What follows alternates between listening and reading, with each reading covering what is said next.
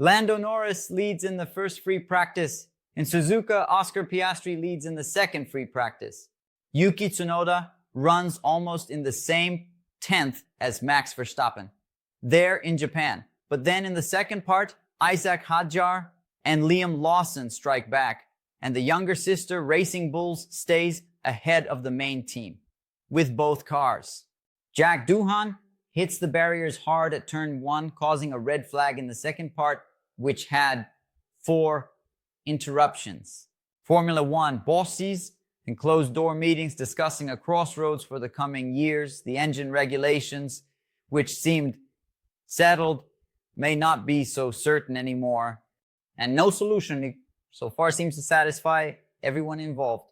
Anyway, cars on the track, politics happening behind the scenes, crashes and so on. It's the Japanese Grand Prix weekend. Sit down so we can talk about everything.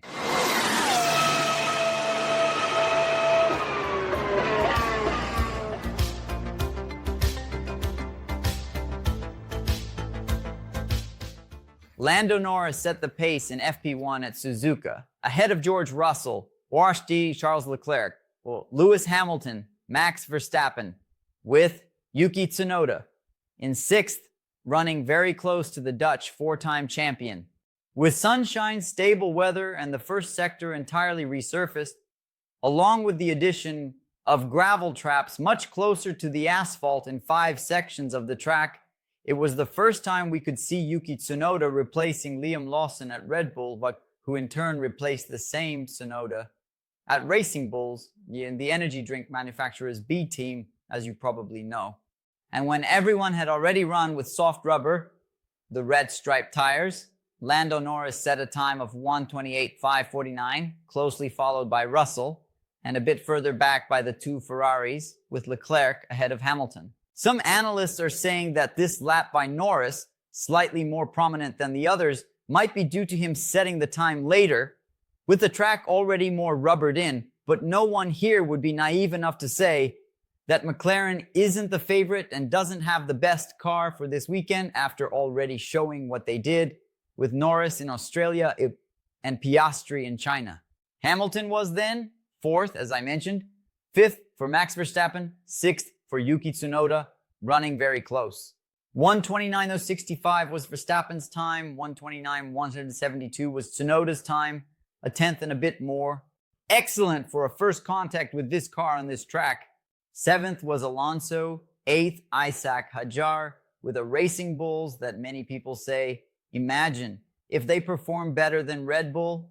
Because the current situation of Red Bull is the car only performs and it's not performing that well. She in Verstappen's hands. 9th was Antonelli, 10th Carlos Sainz, 11th Alexander Albon, 12th Ryu, Hirakawa, a reserve driver for Alpine, 13th Liam Lawson, 14th Pierre Gasly, 15th the winner of the Chinese Grand Prix, Oscar Piastri, 16th Stroll, 17th Nico Hülkenberg, teammate of Gabriel Bortoleto, 18th Oliver Bearman, 19th Esteban Ocon, and 20th Gabriel Bortoleto.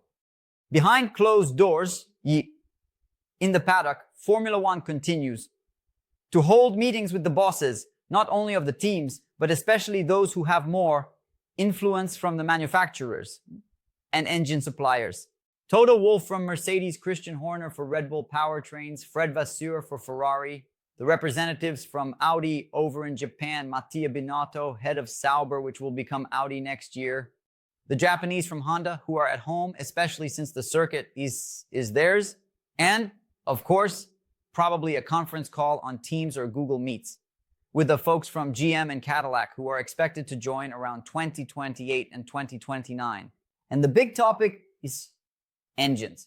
Setting the scene for those who just arrived or aren't nerds, those who don't watch long technical videos, etc., like we have here as well. Since 2014, Formula One has been racing with hybrid V6 turbo engines with energy recovery. These engines have the 𝑚𝑔𝑢𝑘 and the 𝑚𝑔𝑢𝑘, 2 systems that recover energy from braking and thermal energy from the turbo, but you don't need to go that deep into this story. And I take this opportunity to say that I've already added to our Tuesday video schedule, not this Tuesday, but the next, a video that will delve deeply into the whole story. These engines, basically the same since 2014, obviously with some evolutions, will end their cycle at the end of 2025, and new ones will come in 2026.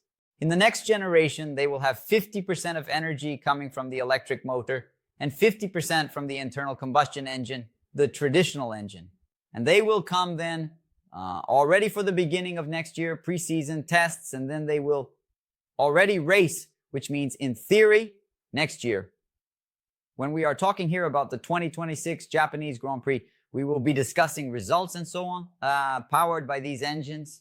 However, the manufacturers as a group are facing some difficulty in making all this work, and there is little time left before the new regulations arrive. Then the FIA president, Mohammed bin Sulayem, who is seeking re-election, has big problems to deal with within the FIA. I will also talk more in depth about this in the dedicated video on the topic, because this is a Friday video, quicker, etc. He has been beating the drum for the return dates of V10 engines. The problem with bringing back V10 engines from an auditory standpoint is none. We like loud engines. That's what many people associate with Formula One when they think of it. Since 2014, the engines have been much quieter, meaning Sulayem's move has a lot of appeal with the crowds, but not so much with the engine manufacturers who have been heavily investing for a long time to make these contraptions work by next year. This regulation, in fact, was crafted by many hands to attract the Volkswagen Group with Porsche and Audi. Over time, Porsche backed out, leaving only Audi, which has already acquired control of Sauber. And then, given the immense technical and financial challenge of making this work by next year, discussions began. What if we postpone the new engine regulations further, or simply abandon them and adopt V10 engines around 2028, 2029? Which I have posted and will not delete, said, it won't happen. And as of today, it indeed won't happen, because the regulation is written, signed by everyone, and will come into effect next year. But it's extraordinary things can happen. And then, if 4 out of 5 manufacturers agree, along with the FIA and Formula One, there could be a change that will displease some. Because if they decide to delay the implementation of the new engine regulations, Audi will not have an engine, because it doesn't have an engine under this regulation. And in this case, its owner, the Volkswagen Group, only agreed to join Formula One because of this new regulation. They weren't going to enter now foolishly to make a new engine under the old regulation, when Mercedes, Ferrari, even Renault and Honda have been learning this stuff since 2014, actually since 2012, when they started making the engines that would be introduced in 2014. Therefore, if the regulation that is supposed to come into effect, at least at the moment, is scrapped and doesn't come anymore, there's a high chance that Audi will say, well, then I'm not playing anymore. This would directly affect Gabriel Bortolito's Sauber. So what is the solution? There are a few on the table. Stick to the plan and let the manufacturers resolve the issue and move forward to 2026 and beyond, especially since the future is electrification. It's no longer worthwhile to spend money on V10 engines, which are not where the automotive industry is heading, no matter how much you, I, and most people like them. If the new regulation doesn't come, maintain the current situation and risk displeasing Audi, which might leave. If the new regulation doesn't come, extend the current one until 2028 and bring back the V10s, giving Audi the chance to make a V10 or a turbo V8, whatever is decided, but displeasing them, possibly forcing someone to supply engines to them. Who knows? We will see some solution. And at the moment, Formula One is thinking about its long-term survival. Because remember, Formula One is one thing. The FIA is another. The teams are another part. And yet another are the engine manufacturers. Today, Formula One is very dependent on the manufacturers. And as you know, large corporations have no commitment to the cause of the sport, etc. They can simply decide to leave due to poor financial results. So apparently Formula One is considering the following: I might need to commit to what is cheap and has appeal with the public Only then will we finally have a say, because if a manufacturer decides to leave, they will, but at least something inexpensive might attract independent engine manufacturers' power units like in the past, such as Hart, Judge, Cosworth. Well, we will discuss all of this in more depth in the video, but surprisingly, the winds might be changing. We don't know what will happen, especially since, as I mentioned, any of the solutions on the table, and there are several which I will discuss in depth in the video, will displease someone. So it's a matter of dialogue and understanding whether we can do without Audi or not. In the second free practice, Oscar Piastri topped the table in a session interrupted by 4 red flags, one of which was a very strong crash by Jack Doohan with the Alpine at turn 1, the same one where Mansell went straight in 91. Remember? According to Oliver Oakes, the team principal, the incident was caused by a misjudgment by the driver Jack Doohan when opening the DRS, in this case when closing it. He took turn 1 without closing it, meaning the DRS didn't close, as the internet is saying. Yes, it didn't close, but the team is at least blaming the driver for it. Could they already be trying to undermine the guy because of Colapinto, who is the reserve? It could be, but the fact is that the glorious crash damaged the chassis, and they are now trying to understand if it can be repaired or if they will have to resort to a third chassis, one with Gasly, another with Doohan damaged. There's a reserve, and they are trying to get the car ready for FP3 today at 11:30 at night. Doohan is out of danger. He was taken to the medical center for routine checks. He's fine. He will race over the weekend if there's a car, but he hadn't run in FP1 because the team, in that mandatory scheme of giving a chance to a rookie, had put Ryu Hirakawa to drive.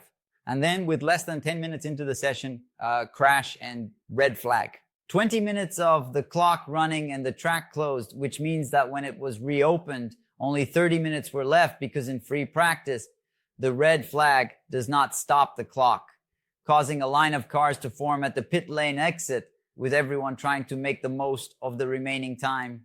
Gabriel Bortoleto even commented that the interruptions made it difficult for them to measure tire wear in the so-called long run sessions, that is, several continuous laps trying to understand how the tires wear with the current car setup. With little time available, each team then followed their own program, prioritizing what they thought was best, some with soft tires, others with medium tires, which might explain the Red Bulls then that were running at the top, later running so far behind. Max Verstappen and Yuki Tsunoda behind the Racing Bulls, both Zach Hodger and Liam Lawson. But 8 minutes after the track reopened, Alonso at turn 8 caused a red flag. Then 20 minutes were left when the track was reopened, and there was no more doubt. Everyone put on soft tires to try to simulate qualifying laps and understand what the fast laps, the flying laps, the launched laps for tomorrow will be. A few more minutes and another red flag with the grass, mind you, catching fire, spontaneous combustion. Then Oscar Piastri went there and did a 121.114, 0.049 faster than the other McLaren of Lando Norris. But do you think it was over? No. A fourth red flag appeared, with the grass again insisting on catching fire on its own. Isaac Hadjar was third, Lewis Hamilton fourth, Liam Lawson fifth, both from Racing Bulls. George Russell was sixth, Leclerc seventh, Max Verstappen eighth, ninth for Gasly, 10th for Carlos Sainz, 11th for Alexander Albon, 12th for Nico Hülkenberg, 13th for Gabriel Bortoleto, 3/10 behind Hülkenberg, 1.2 from the lead, and then Esteban Ocon.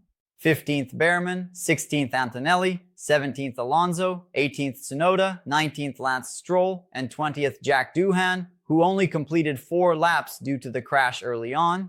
Tonight at 11:30 we have the third free practice, and at 3 in the morning, the qualifying for the Japanese Grand Prix. And on Sunday, at 2 in the morning, the start of the race in Suzuka, the third stage of the championship, but I expect you at 1:45, 1:45 in the morning on our parallel broadcast project on another channel. Another channel, for heaven's sake. It's a pun, a joke. Because it's on this channel, a splash and go, but you have another channel to follow, ours. In the past, you had banned F1 TV, Tsobo. At the beginning, Globo, and now we're here to offer you an alternative which you can and should continue watching there. Just lower the volume and listen to us here. Another narration of Matheus Ornelas, whom we borrowed from the NFL, and me, Rodrigo Adamim, in the commentary. We did the last 6 of last year, it worked out, and now we are in the 2006 season. See everyone there? Agreed? This week, Tuesday, the second part of Novi, a fundamental trilogy, for you to understand how things work in Formula One. Last Tuesday, where Formula One came from. This Tuesday, the money in Formula One. Already giving a spoiler for next week, how Liberty made Formula One explode. But you can believe it. The video is not boring, it's not dry, it's not difficult to understand. Look at the comments, everyone says, wow, it's well explained and so on. Stick with me and you'll pass the year. On Wednesday, the small great story of when Eddie Jordan offered a partnership in his then nascent Formula One team, Jordan, to Ayrton Senna. And we could have had a Senna-Barrichello duo in '94. Can you imagine? It's worth taking a look. Leave a like, it's free, costs nothing, and helps the channel a lot. Do me a favor, do us a favor, and be part of the largest and best Formula One audience in Brazil by contributing to the engagement of this post. Tell us in the comments section who will take pole position, because the algorithm likes comments, likes hype. That's the only way it understands that you like the video, like the work, like the channel. We have here, as I always say, more of these items, this engagement, than channels 10, 15 times larger. Why? Because it's not just flattery when I say you are the best Formula One audience in Brazil.